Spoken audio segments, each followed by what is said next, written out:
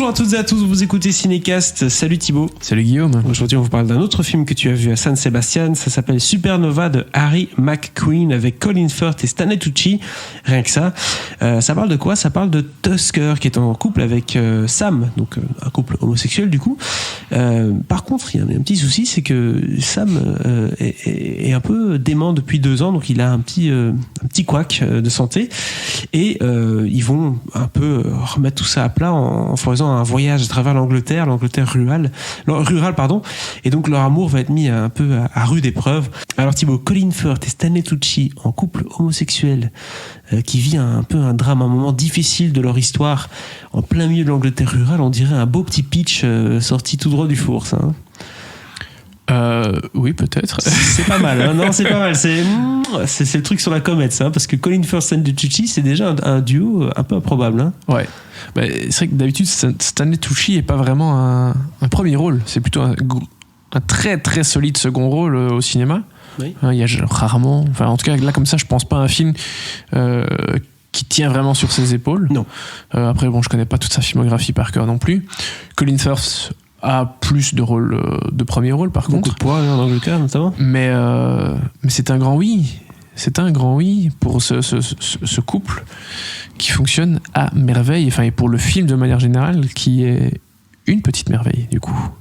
Voilà. Bah voilà, super. Non mais je pense qu'est-ce qui en fait la merveille, hein. J'attendais la relance. Qu'est-ce qui en fait la merveille ? Alors, le gros point fort du film, c'est évidemment le casting, mais j'en reparlerai après, parce que, à nouveau, sans l'écriture, il n'y a rien. Et Dieu sait qu'il fallait que l'écriture soit assez fine, parce que sinon, ça ne fonctionne pas du tout. On parle quand même d'un type qui a atteint d'une maladie qu'on suppose être Alzheimer ou autre, qui est donc sur un déclin permanent, qui a donc eu une espèce d'échéance qui arrive. Il sait que un jour, il sera toujours en vie, mais il sera plus lui-même, en fait. Donc, ça, c'est quelque chose qu'ils les travaillent tous les deux, parce qu'ils vont devoir réfléchir à des façons de vivre avec la maladie de Tusker, qui est en train de décliner, du coup. Et donc, il faut que, d'un point de vue de l'écriture, soit pas du tout lourd, que tu sois pas dans le truc hyper pathos, plein de bons sentiments. Voilà, il faut que ça reste assez léger, assez fin, assez crédible. Parce que sinon, voilà, ça fonctionne pas. Et je trouve que c'est superbement bien écrit, même dans les dialogues. Et surtout, je trouve que ce qui est le mieux écrit encore, ce sont les scènes où il y a du silence. Et là, ça rejoint le moment où je vais parler des comédiens. Colin Firth et Stanley Tucci qui jouent un couple hyper crédible. Je trouve que les deux se complètent super bien. Ils livrent tous les deux, sans doute, chacun l'une des meilleures prestations de sa carrière. Et donc, les moments qui sont tout aussi importants que les scènes de dialogue, ce sont les moments de silence. Et là, évidemment, il faut que les comédiens soient au top, parce qu'il faut raconter des choses. Les silences ont autant d'importance que les dialogues. Et si t'as pas des comédiens qui sont capables de faire passer plein de choses, que ce soit dans leur gestuelle, dans les regards, dans les mimiques, mais ça fonctionne pas du tout. Et les deux sont au top du top.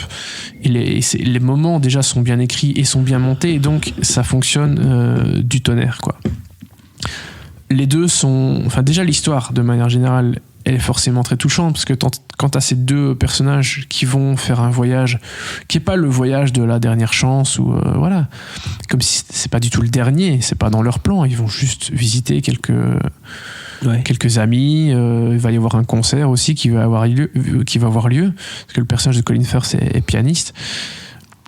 C'est un voyage assez classique, comme ils en ont fait plusieurs, mais voilà, il y a un côté nostalgique, parce que ce voyage avec leur van, c'est quelque chose qu'ils faisaient avant, et donc ils veulent un peu raviver certains souvenirs, revivre des choses qu'ils vivaient à l'époque. Donc c'est assez simple. Il se passe pas énormément de choses, en tout cas il y a pas plein d'actions, plein de trucs comme ça. C'est quelque chose de très très posé. Non, mais tu sais, avec quelqu'un qui sait plus trop ce qu'il fait, parfois il pourrait vraiment se passer beaucoup de choses. Et donc il est à ce stade encore un peu limite. qui est du coup très intéressant, plus intéressant que s'il était déjà dans... Oui, parce que c'est vraiment le côté, il faut encaisser le choc du merde, mon compagnon va pas bien, il va pas aller bien demain, et il faut que j'arrive à vivre avec ça, quoi, finalement. Et comment est-ce que je vais vivre avec ça? Est-ce que je veux encore vivre avec ça? Toutes les questions, quoi. Ouais. Et du coup, il y a quand même quelques scènes de moments un peu de gestion de panique, si je puis dire, où les effets de la maladie se font ressentir et du coup provoquent des moments qui pourraient être dangereux. Parce que forcément, quand t'as un personnage qui sait plus limite qui il est ou ce qu'il fait, etc., ben voilà, et ça peut être dangereux, surtout quand t'es sur la route en road trip et que t'es pas chez toi et que tes repères, etc., quoi. Donc toutes ces scènes-là, je les trouve admirablement bien écrites, et le scénario et l'écriture de manière générale donnent énormément de champ aux comédiens à livrer de grandes prestations, quoi. Après, ce qui est bien, c'est que t'as pas l'impression de voir des comédiens qui courent derrière l'Oscar. D'accord. Où tu sais, t'as ces films où tu dis wow, c'est une évidence, lui il sera nommé. C'est un film à Oscar, on dit ça en général, oui. On dit souvent ça, et pour les comédiens, t'as déjà souvent des évidences. Cette année, notamment au niveau des comédiennes,